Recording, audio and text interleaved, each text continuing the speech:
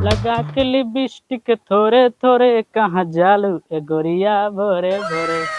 काहो करे जा कहाँ जाता रू? तारा बाबू के बारात करे बस्ता ले बनते स्कूल में न जाइब और कहाँ जाइब। कोरिया कर लूटा के जना कहाँ से आ जाला सन। अरे अरे खिसियात काहे बार सुननी है कि बड़ा इन्होंने देता तो तनी हमरो के दे। कथी रे कोरिया? अरे अरे टाइम मुंह बकरिया लड़की चाहिए सवरिया बक कोरिया। मुंह न थू तुम भत्तार चाहिए तुम अपने आप के स्वरिया समझत। जा जा ना चाहे तोरा जैसन करिया कैसे कि हमर बॉयफ्रेंड तहरा से बढ़िया। हाय नीलम। हाय कैसी हो नीलम? हम ठीक है, तुम अपना बताओ। बहुत दिन बाद स्कूल जा रही हो? बस वैसे ही बहुत शौक था करने का कढ़ाई, इसीलिए छोड़ दिए थे स्कूल की पढ़ाई। हाँ हाँ हमको पता है कितना कड़ाई चल रहा है साहिल के साथ। अरे वो सब छोड़ो, चलो स्कूल के लिए लेट हो रहा है। ए दोस्त लागत आज ना आई, चल चल घरे चल। साला रुक आई जरूर आई। हम तो वो दिन नहीं माने गे रहे। देख देख देख देख वो आवत है।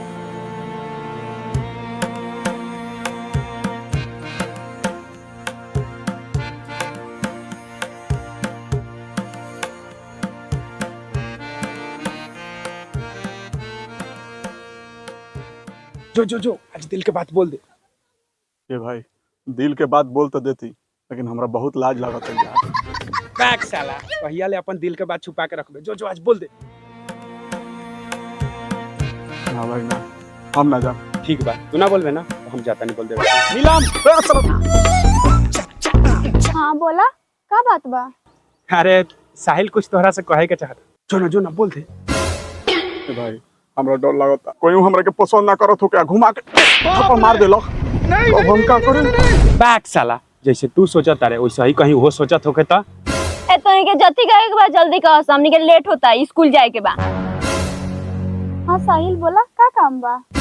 जो ना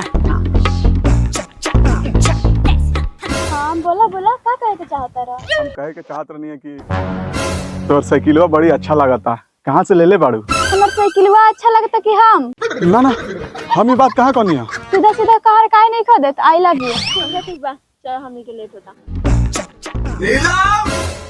कहिया मिलम? ठीक बा कल आ जाइए स्कूल के पीछे, लेकिन टाइम से ही हो।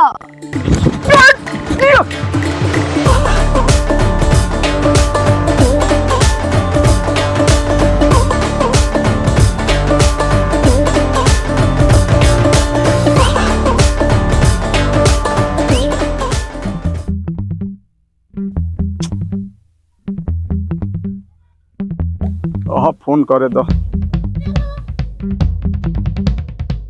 Hello hello. अरे कहाँ रह गेलू? आवा जल्दी। हाँ आ गई नी। आधा जिंदगी तो तोरा से प्यार के इजहार करे में निकल गेल, अब लागत बुढ़वाइयो के मिलबू का? अभी पूरा जवानी के मजा लूटे के बा, बुढ़ाए ना दे हम। ठीक बा आवा, अनहार हो गेल बा, न तो रात हो जाई तो दूसरे खेला होए लगी।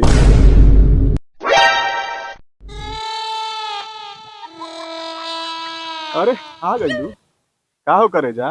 कहाँ चल गेलू जे इतना लेट हो गेला? चल गई नी बाबूजी के इलाज करावे। बताव, तू अब बाबूजी के इलाज कराव तारू, यहाँ हमर इलाज के जरूरत बा।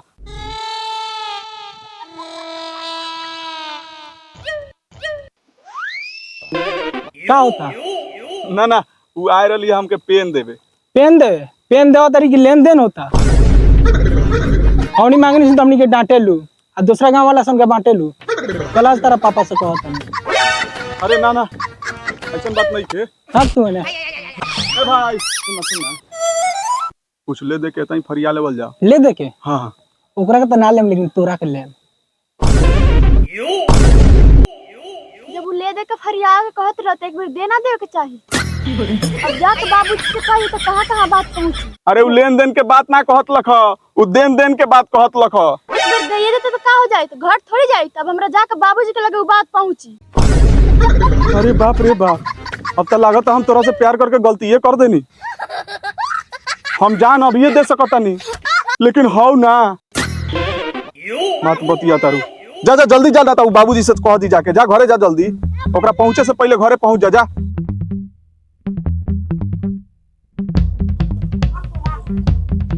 क्या हाल बा प्रभु भाई? ठीक बा कौन है? ए सुनिया में आइलो तू अपना बेटी के एडमिशन करे लो रो के सरिया। बस तारा मुंह पर फोन देला करिया। का कहे के चाहता रे शफीक, साफ साफ बताओ। तू ना समझ लो प्रभु भाई, आज देखनी अपना आंख से अनवरवा का बेटा के संग तारा बेटी आशिकी करत रहियो। ए, तू का बोलत रे? मत कर हमरा बात पर विश्वास, एक दिन जरी जल्दी तार लाश। हमरा कहे के काम रहल हम कह देनी। ठीक बाबा हम चलत तनी, प्रणाम। खुश रहो। क्या बेटी इतना लेट काहे भइल? कहाँ रहलू इतना देर से? पापा जी हमरा स्कूल में आज आयल रहन नेता, वही से हो गइल लेट। पूरे स्कूल में नेता आयल रहलन कि अनवरवा का बेटा आयल रहे? सब पता चलल हमरा। ना पापा जी ऐसन कोनो बात नहीं है। अच्छा जा।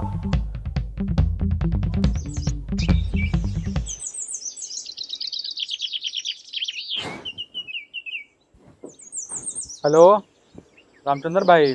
हाँ प्रणाम। खुश रह। काल बा हो? जी ठीक बा, अपन कहीं? सब ठीक बा। ए कहनी है कि तोरा बबुआ का भइल बियाह वाला रहलन? हाँ हाँ तब बात तो भइले रहे भैया, कहत रहे लोग आवेला। अच्छा तो बुलावा ना उनका के। तो बिहाने आ जाई लोग, कोनो दिक्कत थोड़े बा। हाँ तो बुलावा, बिहाने बुलावा। ठीक बा भैया, ठीक बा, प्रणाम। ठीक बा, खुश रह बउआ।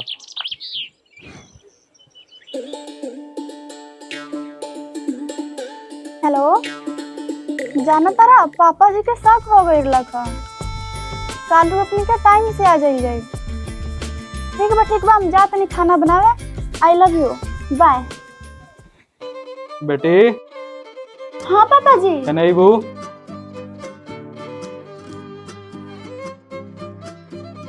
कहे के ही रहलक ह एगो हमर सपना बा कि तोरा के पढ़ा लिखा के एगो अमीर घर में तोहर शादी करके तोहर घर बसा देती।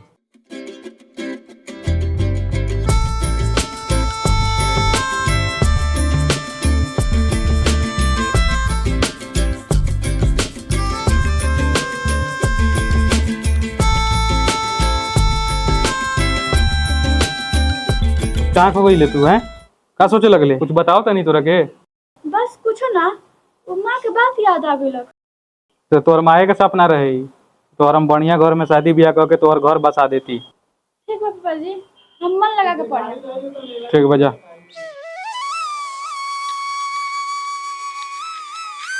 ए बेटा उठा ना, सुबह हो गइल बा, स्कूल नहीं जाए के तारा?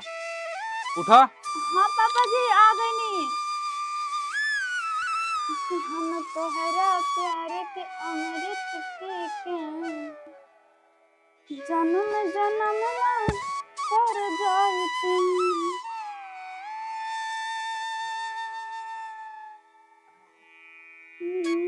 हम तोहरा प्यार के अमृत पी के जन्म जन्म ना कर जाती।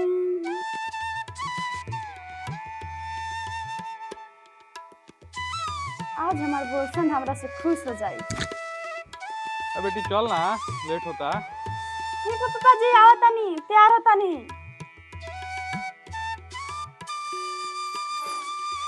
पापा जी रहुआ का टेंशन लेता नहीं, हम चल जाए। ए हमरा बाजार में काम बा तो चल ना, तोरा छोड़ देम, हम स्कूलवा छोड़ के चल आएम। चल।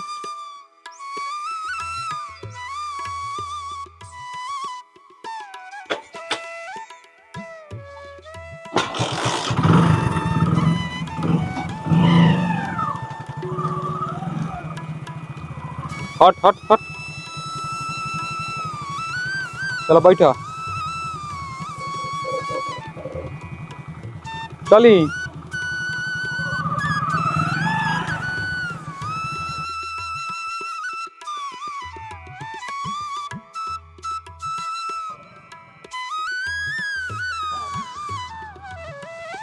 भाई, हाँ भाई प्रभु जी के घर में केने पड़ी?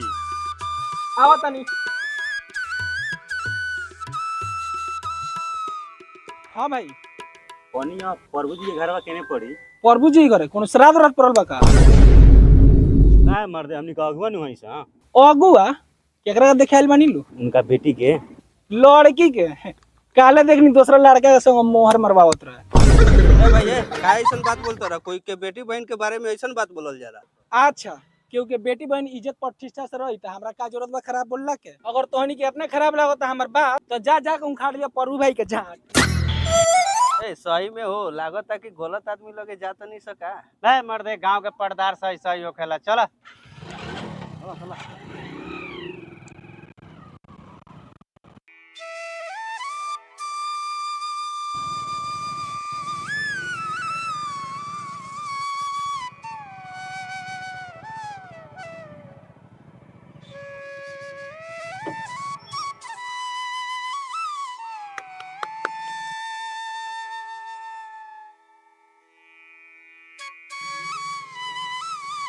देखियो दे आ गई।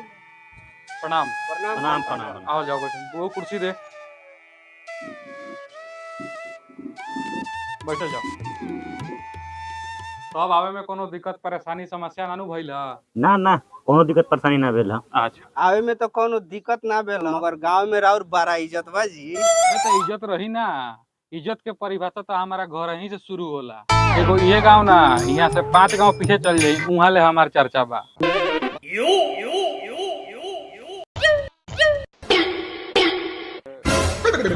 हम अपन बेटी बेटा के इतना संस्कार देले बानी, इतना संस्कार देले बानी कि हमार बेटी घर से बाहर भी ना निकलेला। या का भइल? ना ना तने हिचकी आ गेल ह। अच्छा अच्छा, हुचकी हो गइल बा। पानी मांगवत रे बबू, कहां बड़े रे? ए, पानी लेके लंडा मार। लइका बा जाए दी, तइका एने ओने करत रहेला। ए पानी छोड़ दी तनी बबिया के बोलाई महाराज लेट होता। अच्छा अच्छा, ओए बबू पानी छोड़ दे, बबिया के लेके आओ तो। देखी हमरा घर में संस्कार के कोनो कमी नहीं है। रउआ बहुत संस्कारी घर में आइल बानी, बुझनी? हां तो हमनियो का ये चाहत नहीं कि हमनी के पतू एगो खानदानी घर से मिले। हमनी के तो इहे चाहतनी प्रभु जी, एगो संस्कारी लड़की हमरा घर के पतो बने। अच्छा वो सब बात छोड़ल जाओ, रउआ लोग नहीं बतावल जाओ कि दान दहेज में का लिया, रौनी लोगन के का डिमांड भाई बतावल जाओ। देखल जाओ प्रभु जी, हमनी के एक एगो डिमांड बा 3 लाख रुपया आ एगो बुलेट चाहिए। पापा हो दी तो भाग गेलो।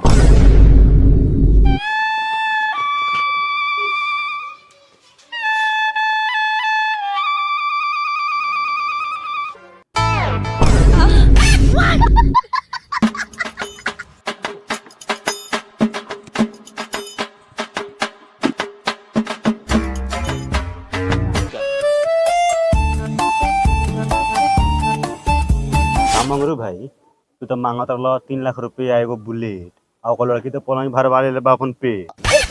ओ हम लारे जानत रहनी ओकर बेटी पेट से बा। रे ससुरा रे, तोरा नहीं के बुझात कहाँ पे का बोलल जाला? तोरा तो नहीं के इज्जत के सान, आ तोरे चक्कर में जाई हमर जान। ओकरा बाद में तारा बुझा जाई कहाँ पे का बोलल जाला, बुझाई? टकले का लाड़ा वाला चलो दीदी खोजे। चल कहाँ भागल भी यही?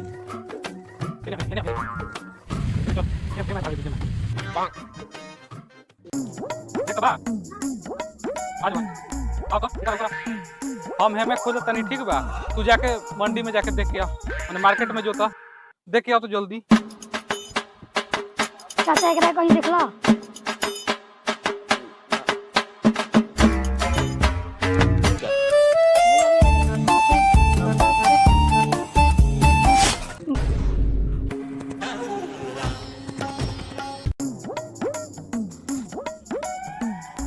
भाई एकरा कहीं देख ले। एकरा के देख नहीं रह ते सब बाजार घूम ले मंडी, लेकिन तोर बहन निकलल अंडी बंडी संडी। रे साला का बोलता रे? देख हम गलती बोले के चाहत नहीं की, लेकिन ते समझिए गए लोग बे। कारे कुछ पता चलल? ना आज हमरा के पढ़े रहता तोरा मुंह पर करी खा ले के ना जाई। ठीक कहता रे बहू, आज हम तोरा के पढ़े होती तो तू हमारा ला करते। लड़की के पढ़े नहीं, यही से हमारा मुंह पर करिया पोत के चल गई। लेकिन पापा सरकारों तो बुढ़वा के बा, ऊ कहेला बेटी पढ़ाओ बेटी बचाओ। अब बेटा बेटा गाड़ मराओ। चल घरे चल।